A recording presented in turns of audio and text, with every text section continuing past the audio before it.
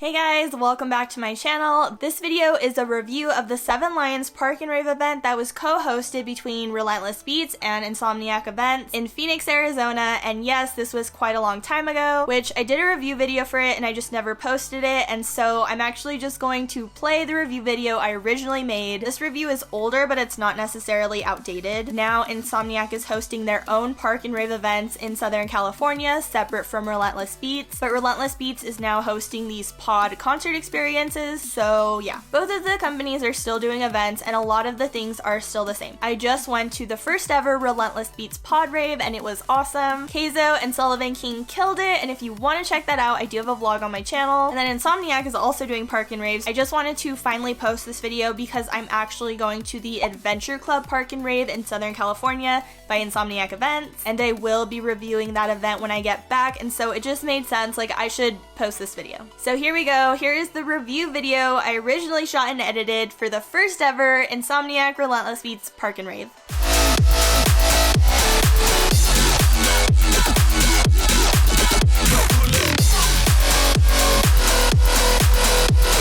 So, I attended the Seven Lions Park and Rave hosted by Insomniac and Relentless Beats. It was a 2-day event, Friday, June 26th and Saturday, June 27th, and I went on the Saturday. It took place in Chandler, Arizona, and it was an 18+ event. Seven Lions was the headlining act, but it wasn't just him on the lineup. Like when they announced the event and I saw it was only 4 hours from 8 to 12 and it only said Seven Lions, I was kind of worried because they didn't announce the other acts until like right before the event. But yeah, I think the lineup was really good, and even though it was only 4 hours, like it was honestly worth it. So you had the artists Lick, Drezzo, and Wooly in addition to Seven Lions both days of the event. If you're interested, I actually uploaded Seven Lions' entire set from Saturday. It was so good, and yeah, definitely worth checking out. The way that this event was set up was kind of like a drive-in movie theater if you've ever been to one. Like you purchased a pass for your vehicle and then it came with like a designated spot for you to park your car and then have some room to like get out and walk and dance and stuff. But everyone had like this designated area and you were allowed to bring up to 5 people per vehicle. The way it was laid out is that the stage was at the very front, of course, and then you had the front row, front lot,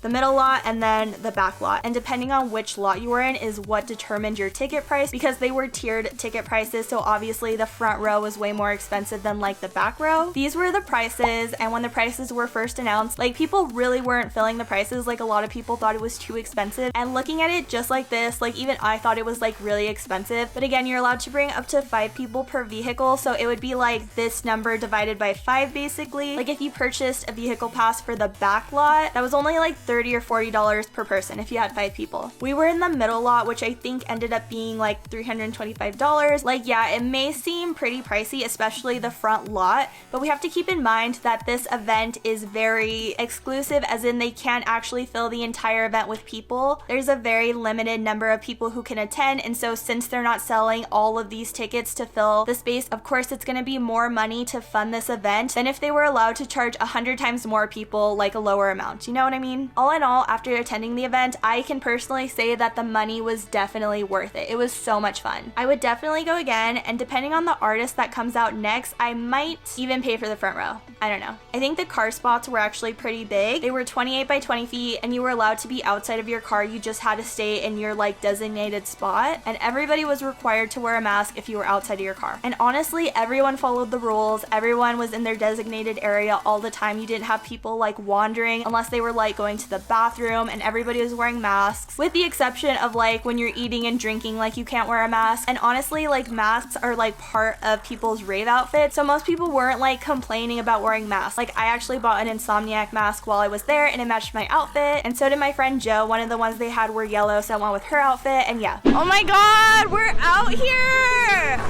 I'm so excited!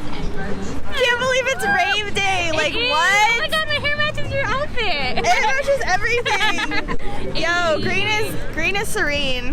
Green is serene. They did ask that obviously if you had a fever or if you traveled within the past 14 days or if you came into contact with someone who had tested positive for COVID-19 recently, they ask you to please not come to the event. Hopefully everyone who attended the event was respectful and didn't go if they did have symptoms or a fever. I obviously know how hard it's been to go without shows because I am such an event junkie, or I guess I was a rave and music festival junkie, and then my whole life changed when this happened, of course. But like if they keep having events like this, if there are new types of events that do have social distancing guidelines and sanitation procedures, like obviously if you are sick, if you have symptoms, if you have a fever or anything, please don't go to the event. PSA, there will be another one at some point somewhere. They encouraged people to like bring their own stuff to decorate their designated areas with. It was really fun, kind of like festival camping where everyone brings decorations for their campsite. That's what people did with their car spot, and honestly people were so creative, had great setups. This is insane. It looks so cool. There's so much space, and like honestly this is great, and like seeing people's setups are so cool. People are gonna have so much fun. So we're gonna set up ours right now. We personally did bring like a table and some lights. I brought my American Pride flag, but I didn't bring zip ties, and so we couldn't like hang it. We tried to like hang it on the car a little bit and like stick it to the door, and it just like did not work. Next time I'll come prepared. Also, kind of like camping festivals, you were allowed to bring your own food and drinks, which was really cool because you could actually bring your own alcohol, and they didn't have like a strict alcohol policy. Like they didn't have a cap on how many alcoholic drinks you could bring, and you were allowed to bring liquor, which like is really uncommon for events. Like even if they let you bring your own alcohol, they usually don't let you bring liquor. So we brought some and brought a bunch of White Claws, and yeah, we were set. All of the vehicles did have to get searched coming into the event, but obviously it was kind of weird because they need to be safe, so they really didn't search very thoroughly. The security who did searches were wearing gloves, but then again, they really didn't touch much from what I observed. Of course, they want the staff to be safe, so they really limited how much they came into contact with the attendees and the attendee stuff. But even though they were lenient with alcohol, they didn't just like not care at all. Like they actually still had drug dogs. Once you were parked, they were like going around the cars and had drug dogs walking around that way. So like don't bring stuff you're not supposed to, even though security like searching cars was pretty lax. You never know, don't test it. Don't bring things you're not supposed to if you don't want to get in trouble. They did sell food and drinks at the event, but they didn't sell any alcohol. And the way that this was set up is that you ordered all of your food and drinks and merchandise on this website, and then you would provide your vehicle spot number, and they would actually come deliver your food and your merchandise directly to your spot to address social distancing. They eliminated concession stands, merchandise stands completely, so people didn't have to crowd or be in line. They did have like porta potties for the bathrooms, but each stall was like really far apart from each other, and there was enough room by each porta potty to allow people to social distance if they had to wait in line to use one. The production wasn't like too crazy. It was basically just a concert setup. No pyrotechnics or lasers, nothing too crazy with the lights, but the LED screens were really high definition and the sound was booming. And I think that was the most important thing, since people had to stay in their designated areas and some of those areas were really far away from like the stage. It was just important that the music sounded good throughout, and I personally think it really did. It sounded so good.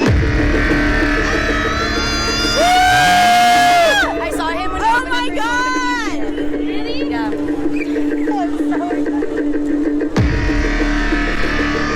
sounds really fucking good. Yeah, it sounds so good.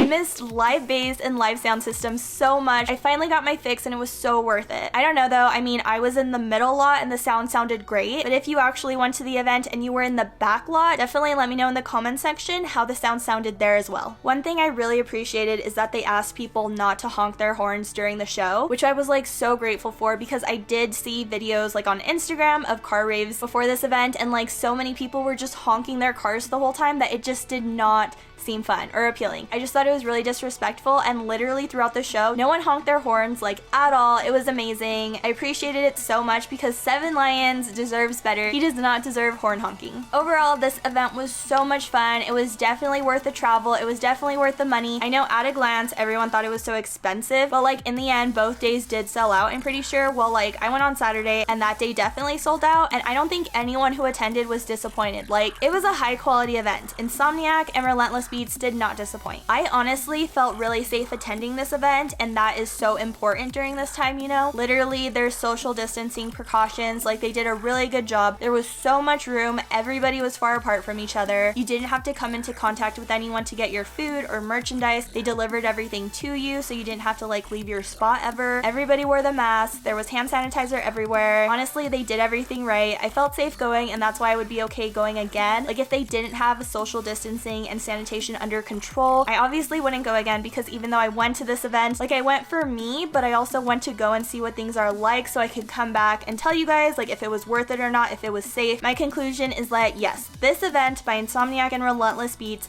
their version of the car rave, is safe to attend, and I would recommend going. So yeah, I don't think anything I said in the review was completely irrelevant to the events that both Relentless Beats and Insomniac are throwing right now. Like I said, I am going to the Adventure Club Park and Rave this weekend in Southern California, so I can get an updated experience of what Insomniac is doing with their drive-in raves. Expect a vlog and review from that event when I get back. But yeah, in the meantime, check out my Seven Lions Park and Rave vlog, check out my Relentless Beats pod experience vlog with Keizo and Sullivan King. If you liked this video, please give it a like and subscribe to my channel for more videos about music festivals and raves and drive-in raves, all that good stuff. Let me know in the comment section if you've been to a drive-in rave and what were your thoughts on the experience. Thanks again for watching, and by the way, happy Halloween, guys. Spooky season is the best month out of the whole year. Until next time, peace out, Girl Scouts.